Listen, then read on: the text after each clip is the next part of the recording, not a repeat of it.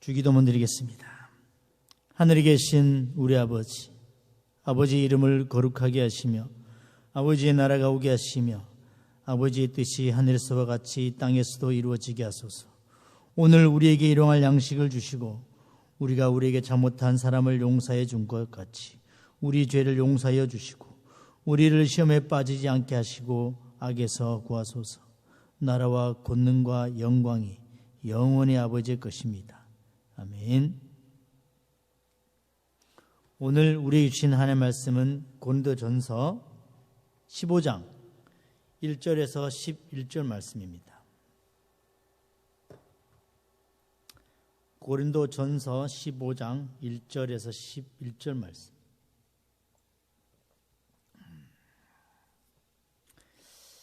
형제들아, 내가 너희에게 전한 복음을 너희에게 알게 하노니 이는 너희가 받은 것이요 또 그 가운데 선 것이라.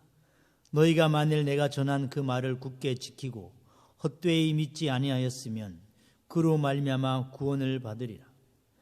내가 받은 것을 먼저 너희에게 전하였노니 이는 성경대로 그리스도께서 우리 죄를 위하여 죽으시고 장사 지낸 바 되셨다가 성경대로 사흘 만에 다시 살아나사 게바에게 보이시고 후에 12 제자에게와 그 후에 500여 형제에게 일시에 보이셨나니 그 중에 지금까지 대다수는 살아있고 어떤 사람은 잠들었으며 그 후에 야고보에게 보이셨으며 그 후에 모든 사도에게와 맨 나중에 만삭되지 못하여 난 자 같은 내게도 보이셨느니라. 나는 사도 중에 가장 작은 자라. 나는 하나님의 교회를 박해하였으므로 사도라 칭함 받기를 감당하지 못할 자니라. 그러나 내가 나된 것은 하나님의 은혜로 된 것이니 내게 주신 그의 은혜가 헛되지 아니하여 내가 모든 사도보다 더 많이 수고하였으나 내가 한 것이 아니오 오직 나와 함께 하신 하나님의 은혜로라. 그러므로 나나 그들이나 이같이 전파하며 너희도 이같이 믿었느니라. 아멘. 하나님 감사합니다.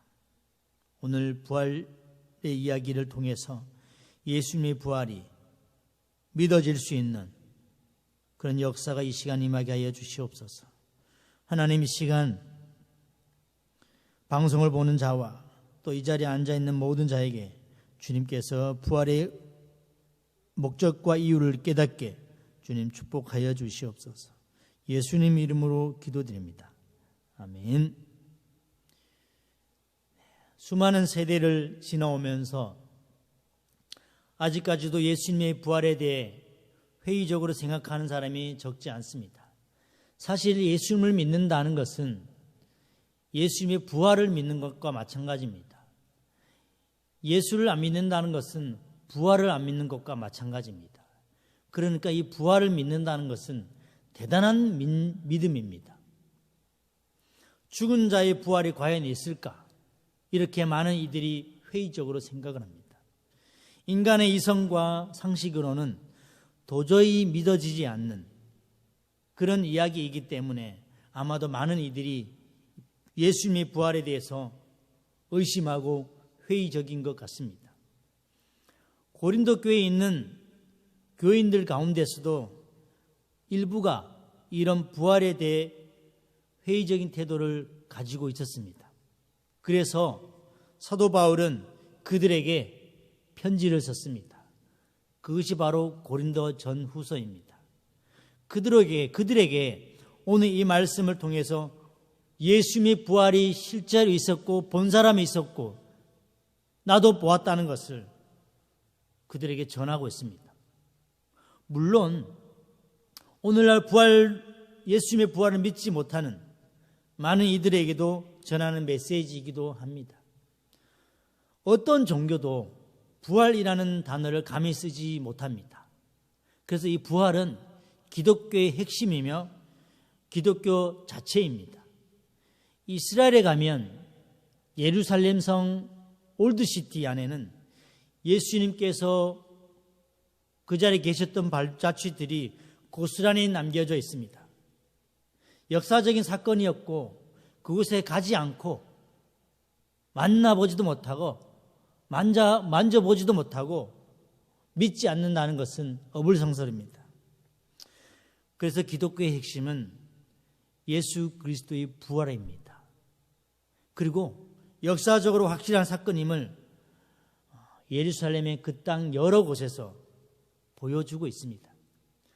예수님의 부활은 베드로와 12제자, 그리고 예수님의 형제 야고보, 그리고 500여 명의 형제, 그리고 바울 자신도 그렇게 수많은 목격자들의 증언에 의해서 확고한 역사적인 사실이라고 사도 바울은 고린도전서에서 기록하고 있습니다. 만약 부활을 부정이라고 한다면 전도와 죄로부터의 구원, 그리고 장래의 소망, 이런 이 성도들의 신앙과 관련한 모든 기본 논리가 공허해지고 헛된 것일 겁니다. 하지만 우리가 알고 있는 기독교는 예수 그리스도의 부활이라는 역사적 사실 토대 위에 세워진 것이기 때문에, 그 믿음 위에 세워진 것이기 때문에 절대로 공허하지 않습니다. 예수님은 부활의 첫 열매가 되셨고, 장래에는 성도들이 부활에 대한 확실한 보증이 되셨습니다.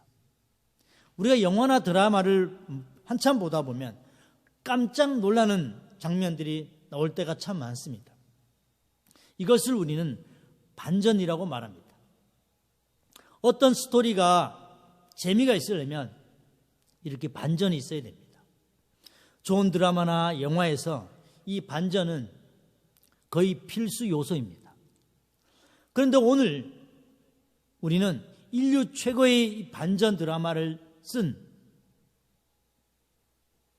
부활절을 기억하는 날입니다. 그래서 오늘 예수님의 부활을 성경이 어떻게 소개하고 있는지 함께 보고자 합니다. 그래서 부활을 믿지 않는 분이 여기에 혹시 계시다면 말씀을 통해서 믿어지는 역사가 이 시간 일어나기를 예수님의 이름으로 축복합니다. 예수님의 부활은 인류 최대의 역전 스토리였습니다. 이스라엘 민중이 희망을 갖고 따르던 예수님이 무력하게 십자가에 달려 죽으셨습니다. 이 사건으로 인해 많은 유대인들은 분노와 실망과 두려움이 가득 찼습니다. 예수님을 믿는 자들에게는 두려움과 절망으로 가득 찼고, 예수님을 믿지 않는 자들에게는 승리의 개가를 불렀던 날이 바로 십자가 처형이었습니다. 그 모든 것이 절망으로 가라앉아 있을 때 죽으셨던 그 예수님이 3일 만에 다시 살아나셔서 사람들 앞에 나타나신 것입니다. 그 흥분과 감격으로 오늘날 십자가가 세워졌고 기독교가 탄생하게 되었습니다. 우리가 신약 성경 구석구석에 보면 그 역전과 반전의 장면들이 많이 기록되어 있습니다. 부활이 아직도 믿어지지 않는다면 신약 성경을 자세히 읽어보시길 축복합니다. 여기에는 모두가 놀라움으로 가득 차 있습니다. 신약 성경 자체가 그 반전의 감격과 흥분의 도가니라고, 흥분의 선문이라고 말할 수 있습니다. 사복음서의 뒷부분은 모두 그 흥분과 격리로 마감되고 있습니다. 그 대표적인 예가 마가복음으로 들 수 있습니다. 마가복음. 예수님 시신에 향을 바르기 위해서 온 여인들에게 흰옷 입은 청년이 예수님의 부활 소식을 전했을 때 여인들의 반응이 이러했습니다. 마가복음 16장 8절에 여자들이 몹시 놀라 떨며 나와 무덤에서 도망하고 무서워하여 아무에게 아무 말도 하지 못하더라. 사실 무덤에서 시체가 일어났다 그러면 얼마나 무섭습니까? 그런 사건이에요. 이것을 목격한 거죠. 그런데 우리가 이 마가복음 16장을 보면요, 20절로 끝나지만, 지금 성경은 20절로 끝납니다. 근데 원래 실제로는요, 9절부터 20절은 후대에 첨가되었습니다. 후대에. 그 사본이 발견되어서 후대에 이 마가복음에 첨가되었어요. 초기 사본에는 그러니까 이 8절까지 끝난 겁니다. 16장 8절까지. 그래서 우리 성경을 보면요, 9절부터 20절까지 가로로 되어 있어요. 가로로. 후대에 첨가되었기 때문에. 그러니까 이 마가복음의 초기 사본은요, 부활 소식에 너무 놀라서 어찌할 줄 모르는 그 여인들, 여자들이 몹시 놀라 떨며 나와 무덤에서 도망하고 무서워하여 아무에게 아무 말도 하지 못하더라라고 끝나는 겁니다. 이 반전의 사건을 두고 또 사도행전에서 누가는 베드로에 대해서 이렇게 표현하고 있습니다. 사도행전 2장 36절 그런즉 이스라엘 온 집은 확실히 알지니 너희가 십자가에 못 박은 이 예수를 하나님이 주와 그리스도가 되게 하셨느니라 하니라. 이 말을 하고 있는 이 베드로 자신의 인생도 극적인 반전의 삶을 살았습니다.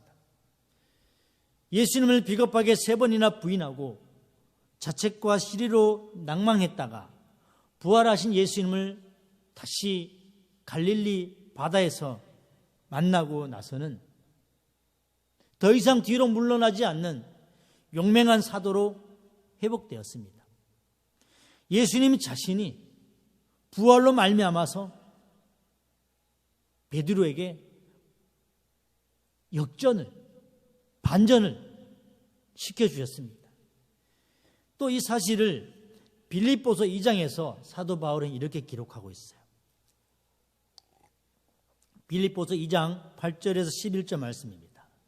사람의 모양으로 나타나사 자기를 낮추시고 죽기까지 복종하셨으니 곧 십자가에 죽으심이라. 이러므로 하나님이 그를 지극히 높여 모든 이름 위에 뛰어난 이름을 주사 하늘에 있는 자들과 땅에 있는 자들과 땅 아래에 있는 자들로 모든 무릎을 예수의 이름에 꿇게 하시고 모든 입으로 예수 그리스도를 주라 시인하여 하나님의 아버지께 영광을 돌리게 하셨느니라. 십자가에 죽으신 예수님께서 부활하심으로 말미암아 하나님께서 예수님을 지극히 높여서 모든 이름 위에 뛰어난 이름 메시아가 되게 하셨고 그 모든 만물이 예수의 이름에 무릎을 꿇게 하셨다고 말씀하고 있어요. 최악의 절망에서 최고의 절정으로 반전한 것이 바로 부활입니다. 그 효과는 엄청났습니다. 사람의 태도가 바뀌었고요. 무지한 사람들이 이 부활을 목격하고 깨달음을 가졌습니다. 회의적인 사람들이 독실한 신앙인이 되었습니다. 겁쟁이들이 적극적인 사역자가 되었습니다. 부활이 반전인 것처럼 부활의 목격자들은 그 반전의 증거가 되었습니다. 그래서 오늘 본문 4절에서 8절에 이렇게 기록하고 있는 거예요. 장사 지낸 바 되셨다가 성경대로 사흘 만에 다시 살아나사 게바에게 보이시고 후에 12 제자에게와 그 후에 500여 형제에게 일시에 보이셨나니 그 중에 지금까지 대다수는 살아있고 어떤 이는 잠들었으며 그 후에 야고보에게 보이셨으며 그 후에 모든 사도에게와 맨 나중에 만삭되지 못하여 난 자 같은 내게도 보이셨느니라. 사도 바울의 고백이죠. 베드로는요, 겁쟁이 배신자에서 용맹한 예수 그리스도의 증인으로 바뀌어 버렸습니다. 저 또한 불신자였습니다. 그러나 예수님의 부활을 믿게 되면서부터는 이 자리까지 오게 된 것입니다. 부활이 역사적인 사실이라는 것을 깨닫게 되었고 성경에서 증거하고 있다는 것을 깨닫고 나서야 비로소 복음을 알게 되었어요. 그런데 이 야고보는요, 예수님의 동생이었지만 회의적인 불신자였어요. 요한복음 7장 3절에서 5절에 보면 그 형제들이 예수께 이르되 당신이 행하는 일을 제자들도 보게 여기를 떠나 유대로 가소서. 스스로 나타나기를 구하면서 묻혀서 일하는 사람이 없나니 이 일을 행하여 하거든 자신을 세상에 나타내소서 하니 이는 그 형제들까지도 예수를 믿지 아니함이라라. 예수님의 형제들이 이렇게 말했다고 요한이 기록한 것입니다. 예수님을 믿지 않는 형제들에게 제자들이 예수님께 감정하는 모습이에요. 스스로 나타나기를 구하면서 묻혀서 소리 없이 일하는 사람이 어디 있습니까? 세상에 드러내소서. 이게 우리들의 시각 아닙니까? 세상에 드러내야, 세상에 자랑거리가 돼야, 세상에 유명한 사람이 되어야 성공한 것이라고 사람들은 말하고 있지 않습니까? 바로 그런 거죠. 그러면서 예수님 자신을 세상에 나타내시라고 말하고 있어요. 물론 그 형제들의 이 말도 이해는 됩니다. 그들의 가치관으로는 이렇게 말하는 것이 당연할 것입니다. 하지만 중요한 것은 예수를 믿지 않았기 때문에 이런 말을 하는 거였어요. 그 형제들까지도 예수를 믿지 아니함이라라. 예수를 믿지 않으면 이렇게 말하는 겁니다. 이렇게 예수님의 동생 야고보는요, 예수님을 믿지 않았지만 나중에 예수님의 부활 사건을 통해서 믿게 됨으로 인해서 예루살렘 교회의 유대인 신자들의 수장 역할을 하게 되었습니다. 그러니까 지금으로 보면 한 교단의 대표하는 총회장이 된 사람이 바로 야고보였습니다. 또 바울은 어땠습니까? 바울은 이 고린도전서를 쓰기 몇 년 전까지만 하더라도 바울이 로마에서 투옥되어 죽는 순간까지 그 다룬 장면도 영화로 개봉되기도 했습니다. 그는 과거에는요, 사울이라는 이름으로 예수 그리스도를 믿는 그리스도인들을 잔혹하게 핍박하고 죽였습니다.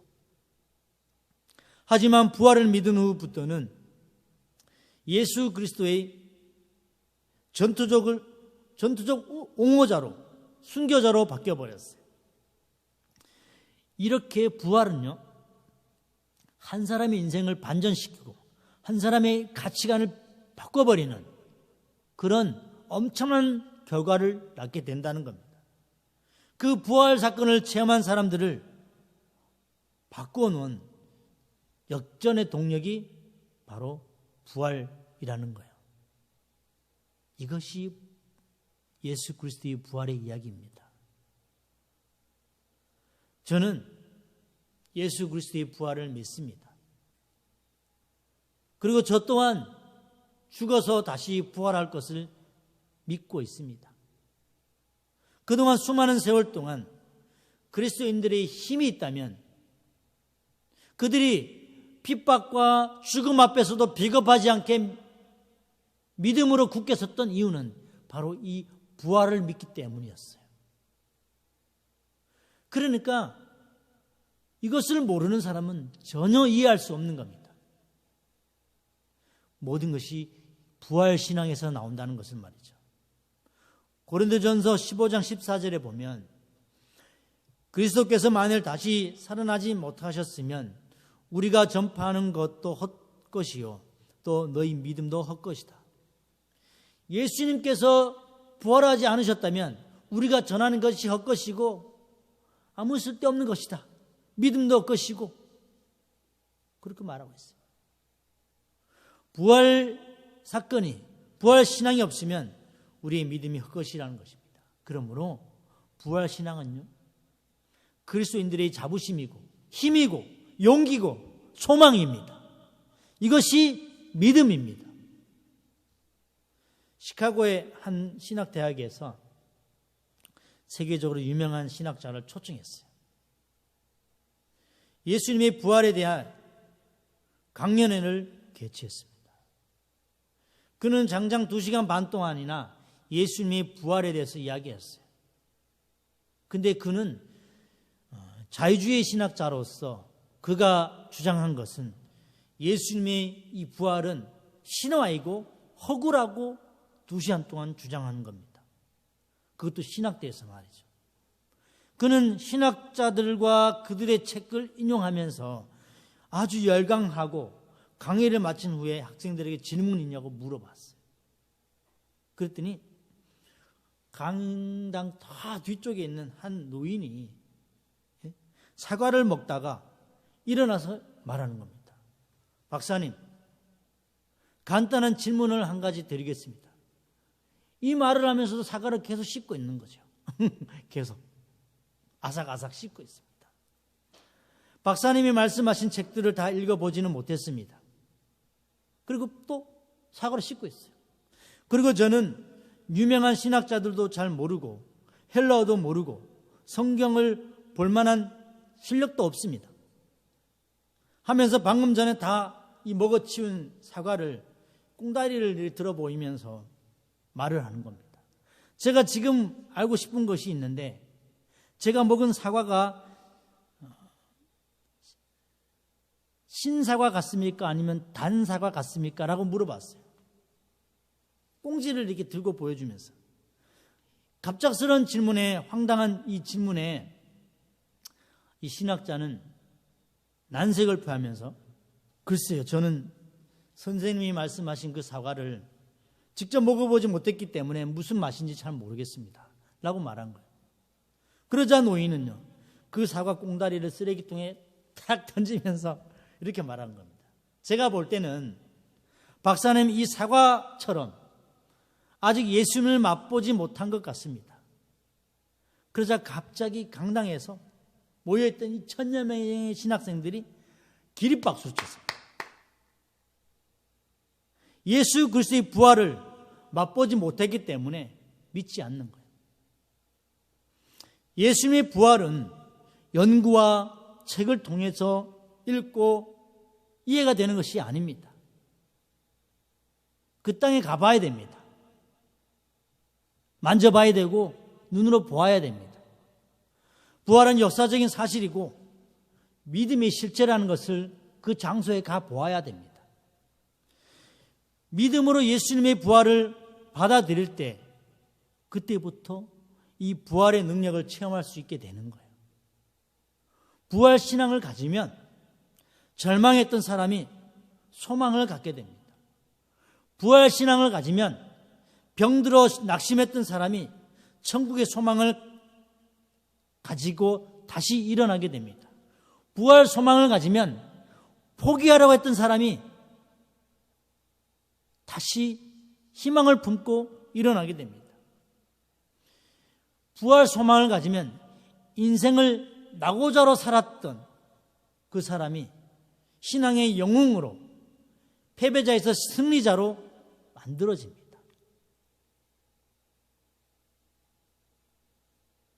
우리가 그동안 믿었던 많은 선배들이나 여러분과 저를 봐도 분명히 알 수 있습니다.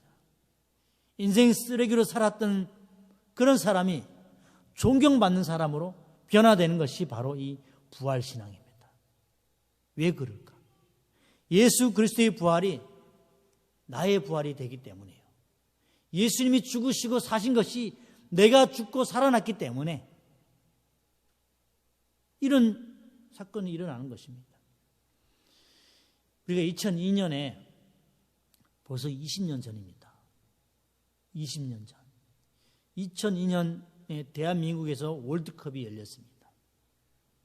온 국민이 축구에 열광했던 적이 있었습니다. 그때는 아줌마들도 축구를 좋아할 정도였어요. 왜 축구공 하나에 온 국민이 울고 웃고 목을 맸을까요? 그것은 축구라는 스포츠가 온 국민의 마음을 하나로 연결해 줬기 때문입니다. 우리 선수들이 이기면 꼭 내가 이긴 것 같고 대한민국이 지면 우리가 진 것처럼 느껴졌기 때문이에요. 예수님을 믿는다는 것도 마찬가지예요. 믿음이란 예수님과 함께해서 예수님과 합해서 하나가 되는 것, 끈이 되는 것과 마찬가지입니다. 그래서 예수 그리스도를 믿고 나면 예수님과 운명 공동체, 하나가 되는 것입니다. 이런 사건을 골로새서에서는 함께라는 말로 표현하고 있어요. 골로새서 2장 12절 13절에 보면 너희가 세례로 그리스도와 함께 장사되고 또 죽은 자들 가운데서 그를 일으키신 하나님의 역사를 믿음으로 말미암아 그 안에서 함께 일으키심을 받았느니라. 또 범죄와 육체의 무할례로 죽었던 너희를 하나님이 그와 함께 살리시고 우리의 모든 죄를 사하시고 함께 그리스도와 함께 장사되고 그리스도와 함께 일으키심을 받았고 그리스도와 함께 살아났다는 겁니다. 이것이 예수 그리스도를 믿는 우리들의 인생 이야기, 바로 부활의 이야기입니다.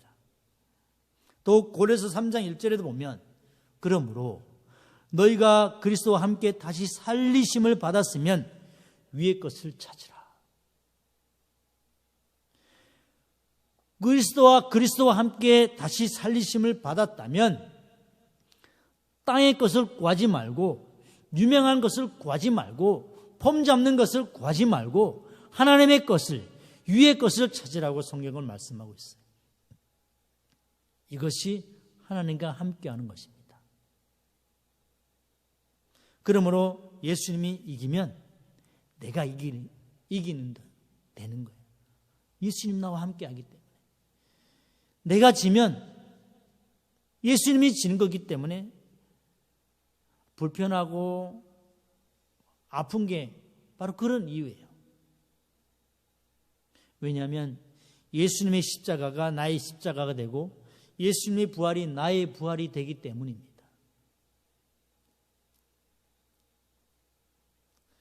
사도행전 2장에서 베드로는 부활에 대한 설교를 했어요. 그리고 시편의 16편 8절의 이하에 예수님의 부활에 대한 다윗 왕이 말한 이 이야기를 소개했습니다. 사도행전 2장 27절에서 28절에 이는 내 영혼을 음부에 버리지 아니하시며 주의 거룩한 자로 썩음을 당하지 않게 하실 것이미로다. 주께서 생명의 길을 내게 보이셨으니 주 앞에서 내게 기쁨이 충만하게 하시리로다.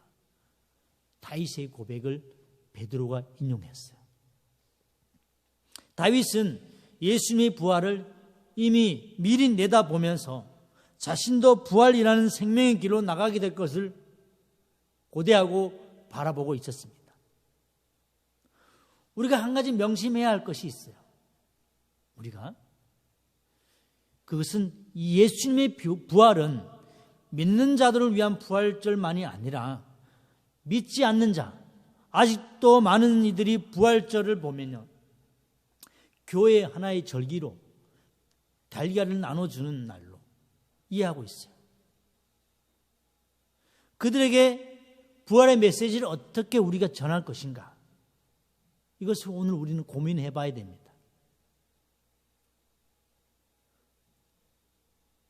그게 우리의 숙제인 거예요.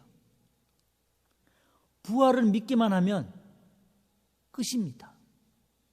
부활을 믿지 못하기 때문에 예수님을 못 믿는 거예요. 그들에게 우리는 예수님의 부활이 당신에게 희망의 부활이라는 것을, 소망의 부활이라는 것을 알려주어야 합니다. 그리고 예수님의 부활은요, 나의 부활이기도 하지만 희망의 부활이라는 거예요. 사람들이 왜 절망할 것 같습니까? 사람들이 왜 낭망하고 포기하고 절망하겠습니까? 우리가 절망의 원인을 자세히 살펴보면 결국엔요, 죽음 때문이라는 것을 알 수 있습니다. 죽음. 왜 이 세상에 이토록 많은 절망이 존재하고 있을까? 그것은 인간의 죄로 인해서 이 세상에 죽음이 찾아왔기 때문입니다. 죄가 없다면, 죽음이 없다면 절망도 없을 것입니다. 그래서 절망은 이 죄의 감정 표현이고 죽음에 이르는 병입니다. 이 절망은 모든 것을 파괴시키는 몹쓸 전염병과도 같습니다. 혹시 절망에 사로잡혀 있는 사람을 본 적이 있습니까? 아니면 혹시 지금 절망에 사로잡혀 계십니까? 제가 얼마 전에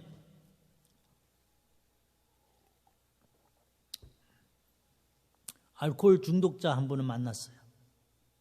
그분은 저에게 생선 2마리와 사고 나서 먹지도 않은, 하나도 따지 않은 바나나 한 다발을 주셨어요. 너무 고마워서. 제가 말씀드린 내내 그분은 소주와 막걸리를 번갈아 마시면서 말씀하고 있었어요. 사람은 좋아 보였어요. 그러면서 하는 말이, 자신이 어떤 일을 하려고 해도 모두가 안 받아준다는 겁니다. 아마 지금도 이 낮에도 술을 마시고 있을 거예요. 이렇게 우리 주변에는요, 살아있으나 영원히 죽은 사람들이 참 많습니다. 포기하고 절망으로 끝을 내려고 하는 사람들이 많습니다. 절망에 감염된 가정 본 적 있습니까? 아무도 책임지지 않은 채 서서히 무너져가는 그런 가정 본 적 있습니까? 절망이라는 병에 사로잡힌 나라 본 적 있습니까? 아무런 대책도 없이 수많은 백성들이 무력하게 죽어져 나가는 나라 본 적 있습니까? 코로나 사태를 우리가 겪으면서 많은 나라들이 어떻게 대처해 나가는지 우리는 실시간으로 보고 있습니다. 이렇게 죽음 앞에 인간은 무력한 존재이고 아무런 대책이 없습니다. 방안도 없고 속수무책으로 당하고만 있습니다. 이렇게 죽음이 무서운 거예요. 절망이 무서운 거예요. 그럼 우리에게 예수님의 부활이 왜 중요할까요? 왜 예수님의 부활이 중요할까요? 왜 제가 여기 이 자리에서 부활을 말씀하고 있을까요? 그것은 이 세상의 모든 절망을 이기는 유일한 방법은 부활밖에 없다는 것입니다. 부활을 믿는 것, 예수 그리스도의 부활을 믿는 것밖에 절망을 이길 방법이 없습니다. 오늘날 개인과 가정과 나라가 절망이라는 이 바이러스를 치유하는 길은 오직 부활에 대한 희망을 가지는 것밖에 없습니다. 요한복음 20장에 보면 절망 앞에 울고 있는 한 여인이 소개되어 있습니다. 그녀는 예수님의 빈 무덤에서 슬피 울고 있었어요.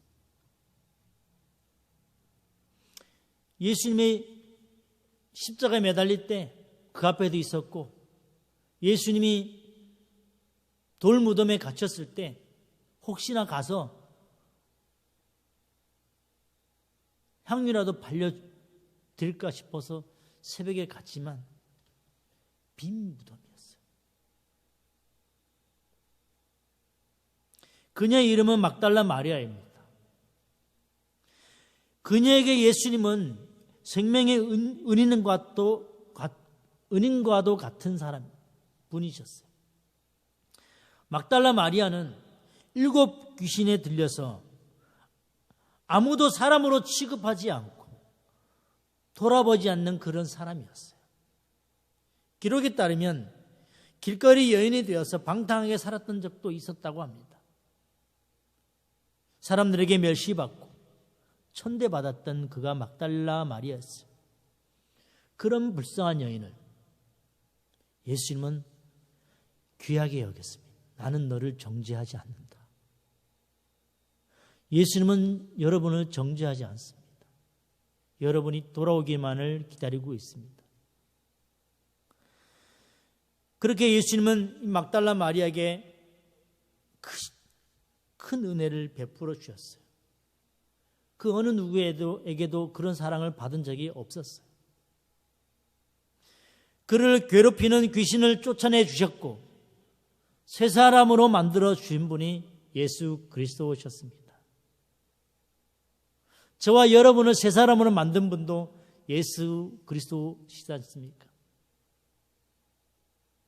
절대 절망에서 절대 희망으로 바꿔 놓으셨습니다. 이렇게 세 사람이 된 마리아는, 이 막달라 마리아는 그 은혜에 너무 감사해서 그때부터 예수님을 따라다니고 기쁨으로 섬겼어요. 그래서 예수님께서 십자가에 매달리셨을 때 그 아래에서 눈물이 마를 정도로 울었습니다. 대부분의 제자들은 무서워서 도망갔지만 막달라 마리아는 골고다까지 따라가서 끝까지 예수님을 곁을 지켰습니다.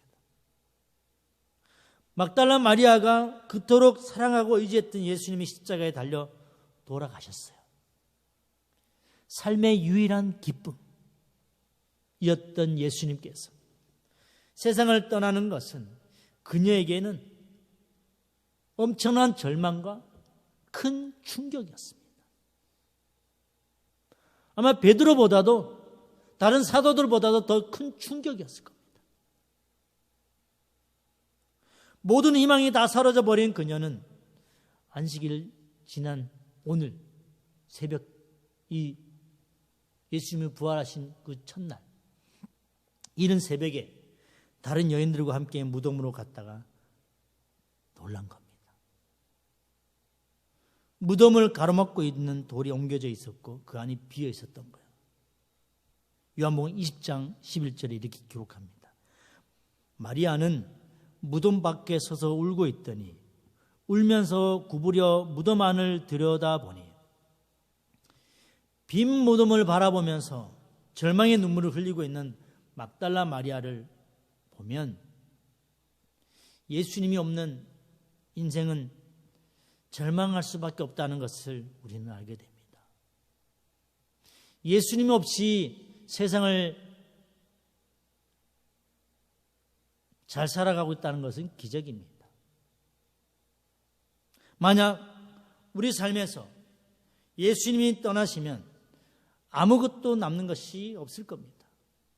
우리는 그대로 절망할 수밖에 없는 그런 연약한 존재라는 거죠. 사람들은 때때로 자기 앞에 놓인 극한 절망 앞에서 좌절하여 모든 희망을 잃어버리고 울고 또 울다가 지쳐서 자포자기하는 마음으로 결국에는 생명을 포기하는 순간까지 가기도 합니다. 한 치 앞도 볼 수 없는 절망의 깊은 밤을 지나서 모두가 지금 이 순간도 너무나 힘들어합니다. 그러나 아무리 어렵고 힘든 현실이 다가온다 할지라도, 아무리 고통스럽고 절망의 밤에 깊어간다 할지라도 절대로 인생을 여기서 포기해서는 안 되십니다.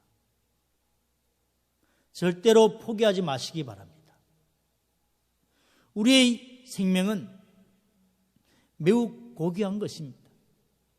한 영혼은 천하보다 귀하다고 성경은 말씀하고 있었어요.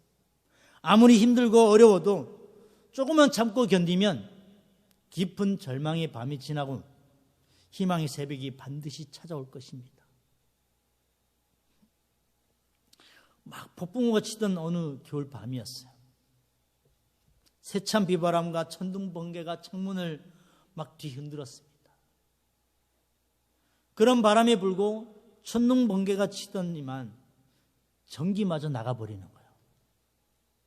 그렇게 치득 같은 어두운 밤이 어떤 한 가족을 추위에 떨게 했고 두려움과 공포 속에서 그날 밤을 지내야 했습니다. 그 사납고 무섭기만 하던 그 밤이 지나고 아침이 찾아왔어요. 그리고 날이 밝아왔습니다. 그리고 아빠 품에 안겨서 잠이 들었던 어린 딸이 일어나자마자 아빠에게 이렇게 말하는 겁니다. 아빠, 어제 그 천둥 번개와 비바람 추위 속에서 하나님은 무엇을 하시고 계셨을까요? 라고 말이죠. 어린 딸의 말을 들은 아빠는요, 딸을 꼭 안아주면서 이렇게 말했답니다. 하나님은 어젯밤에 아침을, 이 찬란한 아침을 만들고 계셨단다. 라고 말이죠.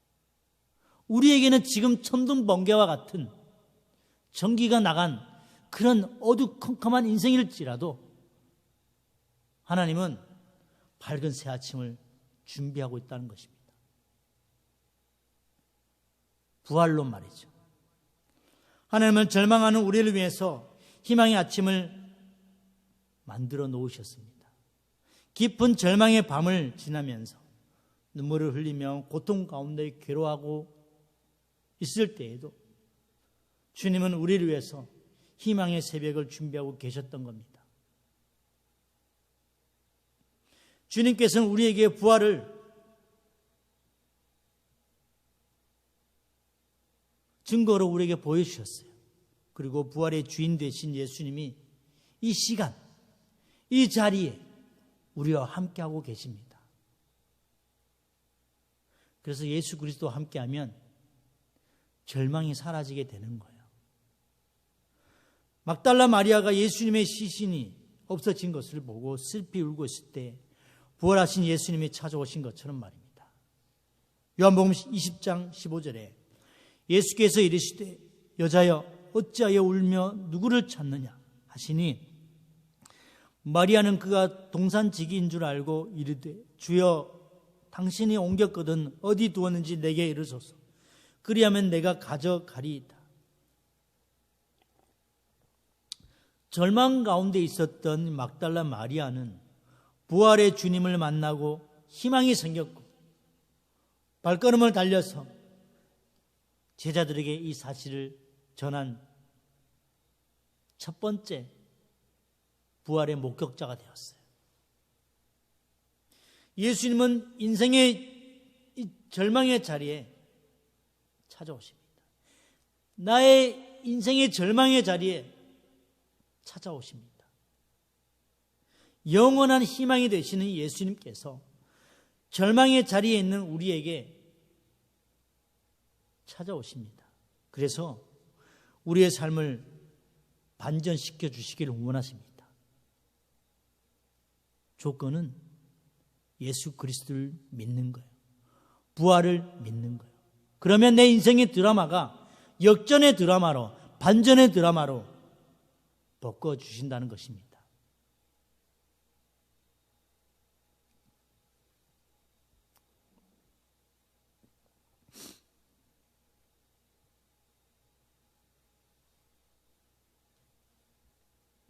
미국에서 찬송가를 썼던 로버트 로울이라는 목사님이 계셨어요. 그분은 우리가 잘 알고 있는 찬송가 252장 나의 죄를 씻기는 예수의 피밖에 없네, 278장 여러 해 동안 주 떠나, 544장 울어도 못하네, 또 303장 날 위하여 십자가에, 이와 같은 은혜의 찬송을 지은 분입니다. 그런데 남북전쟁이 한참 일어나고 있을 때 목사님은 장례를 치르기 위해서 갔다가 너무나 많은 사람들이 제대로 치료도 못 받고 죽어가는 것을 보고 장례식 그 예배보다 사람을 살리는 것이 먼저라는 것을 깨닫고 열심히 그들을 위해서 기도해주고 간호를 했습니다. 하지만 며칠 동안 잠도 못 자고 간호하다가 그만 탈진하게 된 거예요. 그래서 이 부상병들과 같이 쓰러져서 죽게 된 겁니다. 너무나 기진맥진해서 기력도 없고, 그래서 하나님 앞에 간절히 기도했어요. 주님, 저와 이 부상병들을 살려주십시오. 그때 환상 가운데 예수님이 나타나셔서 이렇게 말씀하셨답니다. 내가 살아있느니라. 내가 어둠을 물리치고 살아났느니라. 내가 내 속에 지금 살아있느니라 라고 말씀하시는 겁니다. 그 순간 이 놀라운 부활의 능력을 체험하고 그 자리에서 힘을 얻고 일어나게 되었답니다. 그리고 그때 누가복음 24장 5절 6절을 주님께서 말씀해 주셨어요. 여자들이 두려워 얼굴을 땅에 대니 두 사람이 이르되 어찌하여 살아있는 자를 죽은 자 가운데서 찾느냐, 여기 계시지 않고 살아났느니라. 갈릴리에 계실 때에 너희에게 어떻게 말씀하셨는지를 기억하라. 이 말씀을 깨닫고 이 말씀을 붙잡고 엎드려 기도하다가 찬송을 만들었는데 그 찬송이 부활절만 되면 부르는 찬송입니다. 찬송가 160장. 무덤에 머물러 예수 내 구주, 새벽 기다렸네, 예수 내 주, 원수를 다 이기고 무덤에서 살아나셨네, 어둠을 이기시고 나와서 성도와 함께 길이 다스리시네, 사셨네 사셨네 예수 다시 사셨네. 이 찬송가 160장을 만들게 된 것입니다. 예수님은 분명히 다시 살아나셨습니다. 죄와 사망의 권세를 깨뜨리고 부활하셨습니다. 예수님의 부활은 저와 여러분의 부활입니다. 부활을 확신하시길 주님의 이름으로 축복합니다. 오늘 말씀 고린도전서 15장 4절에 장사 지낸 바 되셨다가 성경대로 사흘 만에 다시 살아나사 라고 말씀하고 있어요. 하나님의 말씀은 신뢰하고 부활을 믿는 겁니다. 부활에 대해서 불신하거나 불안하거나 흔들린다면 성경을 보시길 축복합니다. 부활은 분명히 있다는 것을 알게 됩니다. 수많은 순교자들이 죽음도 마다하지 않고 그 어떠한 고통과 고난도 환난도 견딜 수 있었던 것은 바로 이 부활의 믿음이었어요. 요한복음 11장 25절 26절 이거 읽고 마치겠습니다. 예수께서 이르시되 나는 부활이요 생명이니 나를 믿는 자는 죽어도 살겠고 무릇 살아서 나를 믿는 자는 영원히 죽지 아니하리니 이것을 내가 믿느냐? 라고 말씀하고 있습니다. 부활신앙을 가지길 주님의 이름으로 축복합니다. 부활신앙을 가진 사람은 인생의 역전의 역사가 반드시 찾아오게 되어 있습니다. 저 또한 부활의 증인이기도 합니다. 제 인생이 역전되었기 때문입니다. 부활신앙으로 포기하고 계셨다면 부활신앙으로 다시 일어나시길 예수 그리스도의 이름으로 축복합니다. 절망에서 희망으로 일어나시기를 축복합니다. 실패에서 성공자로 부활신앙을 믿고 일어나시길 축복합니다. 그래서 부활을 전하는 증인으로 다시 태어나시길 축복합니다. 기도드리겠습니다. 하나님 감사합니다. 오늘 예수 그리스도의 부활의 이야기를 통해서 내 인생의 부활이 다시 일어날 수 있도록 반전의 드라마를 다시 설 수 있도록 부활의 신앙을 믿을 수 있는 저희들이 되게 하여 주시옵소서. 예수님 이름으로 기도드립니다. 아멘. 사도들의 신앙 고백 드리겠습니다. 나는 전능하신 아버지 하나님 천지의 창조주를 믿습니다. 나는 그의 유일하신 아들 우리 주 예수 그리스도를 믿습니다.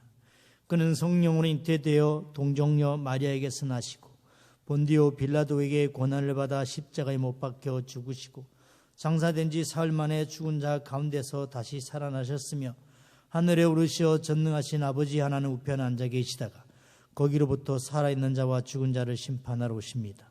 나는 성령을 믿으며 거룩한 공교회와 성도의 교제와 죄를 용서받는 것과 몸의 부활과 영생을 믿습니다.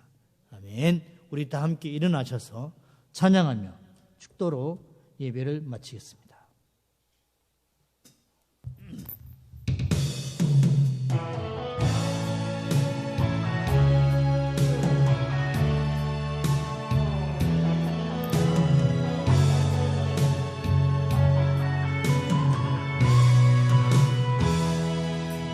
내게 허락하신 시련을 통해 나의 믿음도 강하게 자라나고 험한 산과 골짜기 지나는 동안 주께 더 가까이 나를 이끄시네. 내가 겪는 시험이 어렵고 힘겨워도 내 주님보다 크지 않네. 내 앞에 바다가 갈라지더라도 지지 않으면 주가 나로 바다 위 걷게 하리. 나는 믿네. 주의 능력으로 내 삶 새롭게 되리. 나는 믿네. 주의 능력으로 담대히 나가리라. 주와 함께 싸워 승리하리라. 날마다 믿음으로 나 살아가리.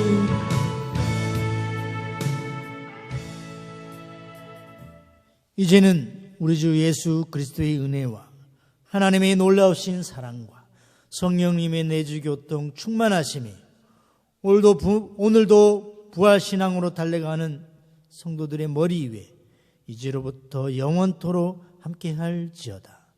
아멘. 예배를 마쳤습니다. 한 주간 승리하시기 바랍니다.